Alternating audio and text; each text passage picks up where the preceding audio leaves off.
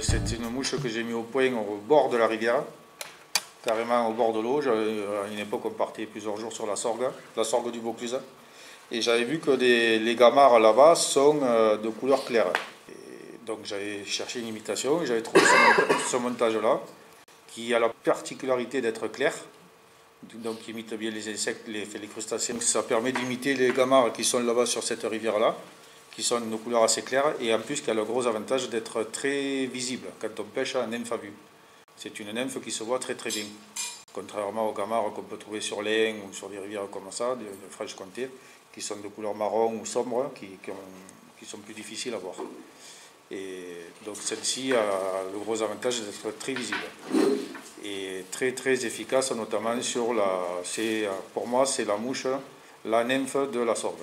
De la couleur qu'elle a, en fait la couleur de la mouche c'est ça. On va essayer de ne pas cramer, voilà. La couleur c'est ça. Pour refaire cette mouche, cette nymphe, cette imitation, au niveau hameçon, je la décline en deux tailles, en 14 et en 16. L'hameçon de base c'est un hameçon calice.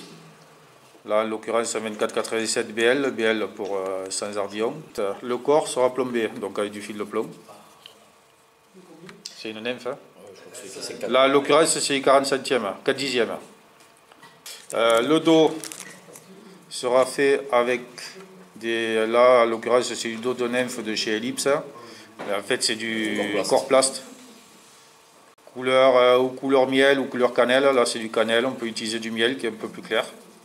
Le cannelle est légèrement plus foncé. Là, c'est du 4 mm. On le voit derrière. Le corps sera fait avec du dubbing. Donc, dubbing, lui, il s'appelle Beige. Y11 de Charrette. C'est un mélange de lièvre et de lapin. Il y aura les pattes qui seront figurées avec un hacle. Là, c'est du dun, couleur beige. On reste toujours dans la même teinte.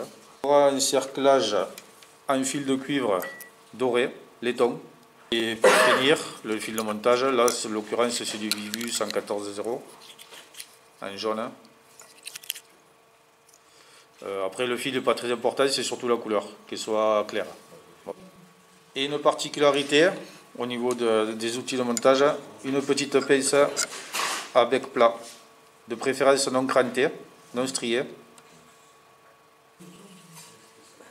Donc on commence par enrouler le fil de plomb. Alors le plomb, on le commence vraiment sur la courbure. Alors moi je fais 2-3 tours. Je mets la colle avant, ça permet qu'elle soit dessous, sur l'hameçon. Puisque les spires sont jointives, c'est pas forcément la colle qui pénètre. On fait une longueur de hampe, on laisse quand même devant une bonne portion pour la tête et on revient pour faire une demi-longueur. La même procédé, un peu de colle. Ah oui, il faut ça pour même ça est passé des fois. Ça est passé. C'est une nymphe qui n'est pas très dense, qui sera très aérée, donc il faut quand même charger en poids. Sinon ça descend pas beaucoup. C'est là qu'intervient la pince, parce que les gamarres, si vous les regardez bien, c'est pas rond, hein. C'est plat. Donc avec la pince, de préférence dessous, pas dessus, pas comme ça. Parce que la pince, si vous regardez, ça fait un triangle. Elle n'est pas plate, la pince. Donc il vaut mieux que la partie la plus étroite soit dessous et pas dessus. Qu'il y ait un dos un peu plus large. En fait, c'est simplement pour figurer la forme du gamard. Si on le voit bien, pas très bien écrasé. D'où l'importance aussi de coller.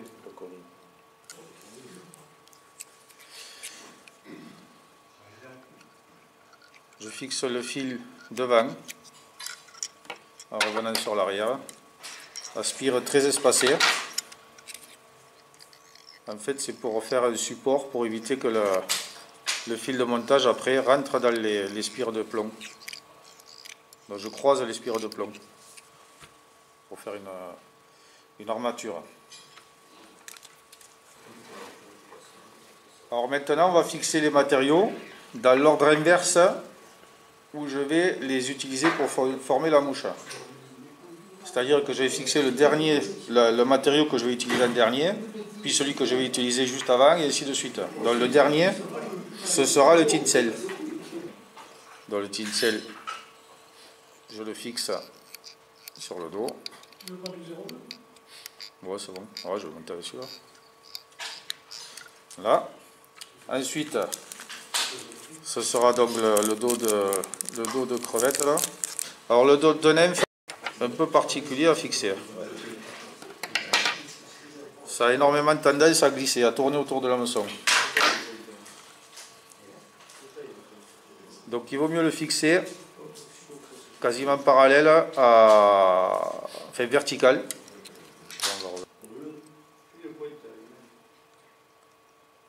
Il n'y a pas besoin. Voilà. Donc il ne faut pas hésiter à monter bien sur le plomb, d'autant plus que ça compensera la différence de hauteur entre les deux rangées de plombs là. Ça comblera un peu la marche. Là. Et dernière chose que je vais utiliser, c'est le hack là.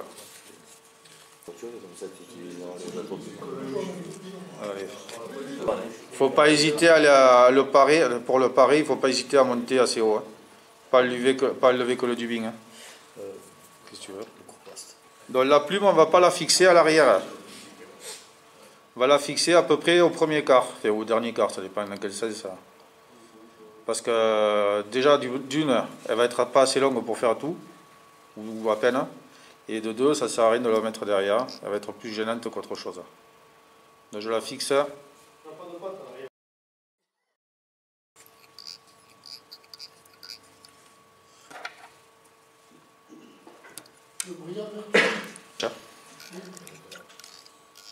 Il n'y a pas d'importance. Donc on le redresse pour pas qu'il gêne derrière. On revient avec le fil quasiment à la base. Et là, on va y mettre le dubing.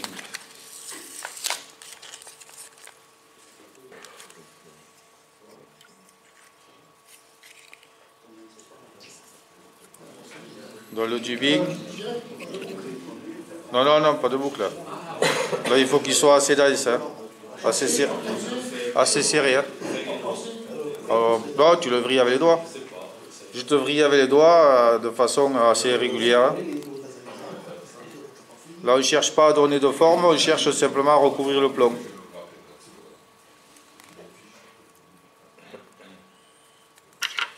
Donc là, il est assez serré. On ne le voit peut-être pas super bien, mais voilà. Et il est à peu près de la même dimension sur toute la longueur.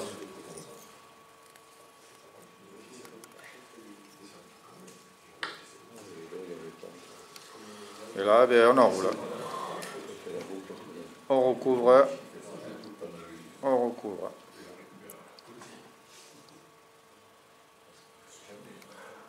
Sur l'orme, elle marche bien aussi. Sur l'orme? Ouais, ça marche aussi. Après, ouais, mais après, ça marche quand même. Alors, chose que je n'ai pas précisé aussi sur l'utilisation de cette nymphe, je ne la recommande pas pour pêcher au fil. Je ne la recommande pas pour pêcher au fil. Elle a, de par la fabrication, le hack là, enroulé, elle a tendance à vriller. Si on pêche au fil, la pêche au fil, on pose dans l'eau, on tire, on repose dans l'eau, on retire, la pêche au kilomètre comme on dit.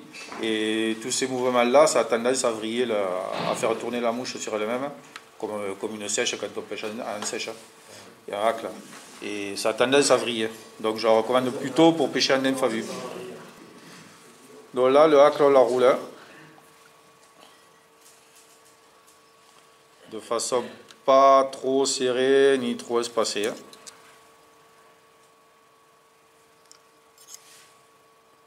Ça fait un hérisson, c'est pas grave, hein, vous allez voir.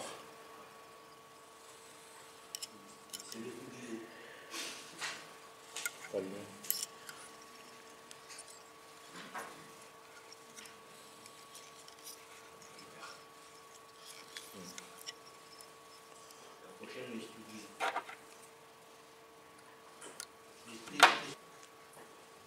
Alors vous verrez que quand vous arrivez au bout du plot, là, il y a une petite marche, il faut faire gaffe parce que ça a tendance à glisser sur l'avant, aussi bien pour le dubing que pour le hack. Là. Donc vous voyez, il y a du hack partout, hein, c'est un écouvillon. Tout le dessus, on le coupe. On le coupe à ras, pas de scrupules. Et même ce qui redescend un peu sur les côtés.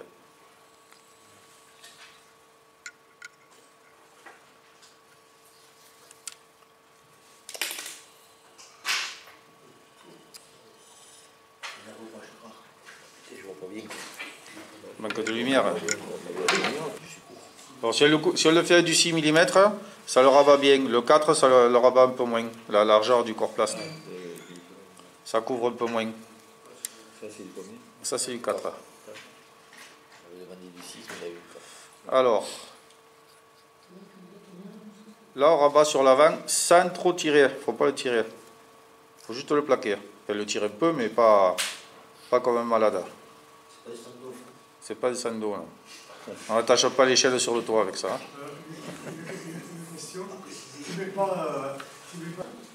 Donc le corps plast, on le rabat sur l'avant, on le tient légèrement tendu et on le pince avec les doigts sur le i. On le fixe. Je ne sais pas si vous l'avez vu, mais il a tendance à tourner. Il a tourné là. Ah ouais. Il est de travers. C'est pas grave. C'est à ça que va servir le fil de cuivre.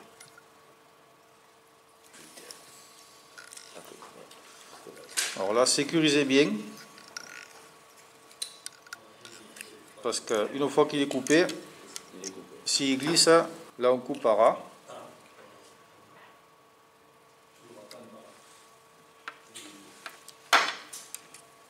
Et première chose à faire,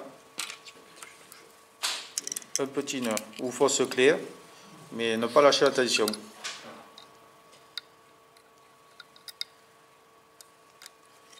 Parce que si le fil glisse, c'est pareil, il y a tout qui se barre. Et là, il ne reste plus qu'à enrouler le tinsel.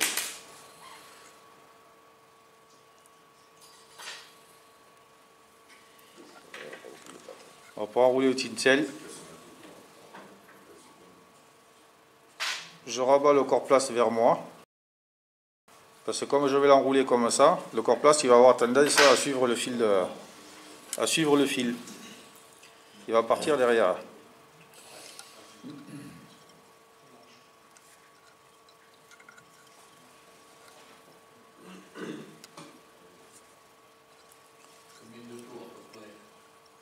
De tinsel?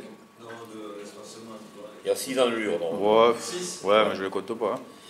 Normalement, il y a 6 enlures. Alors, une astuce pour éviter qu'il glisse.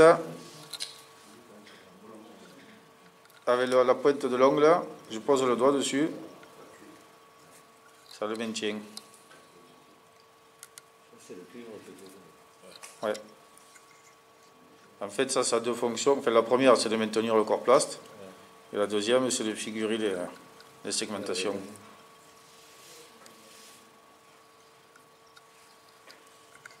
Voilà. Voilà, le dernier tour de vent pour sécuriser.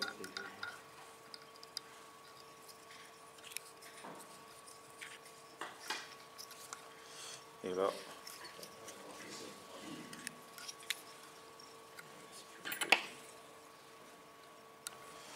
le nœud final. Alors, coller, vernis si vous voulez, c'est pas nécessaire, c'est pas obligatoire, mais ça permet de renforcer.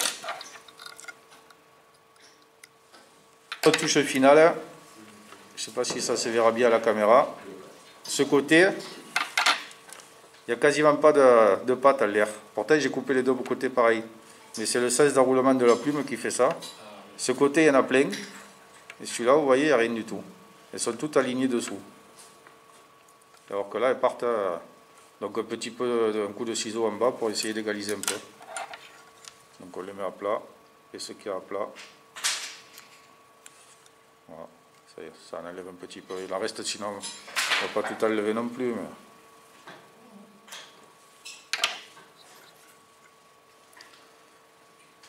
Voilà.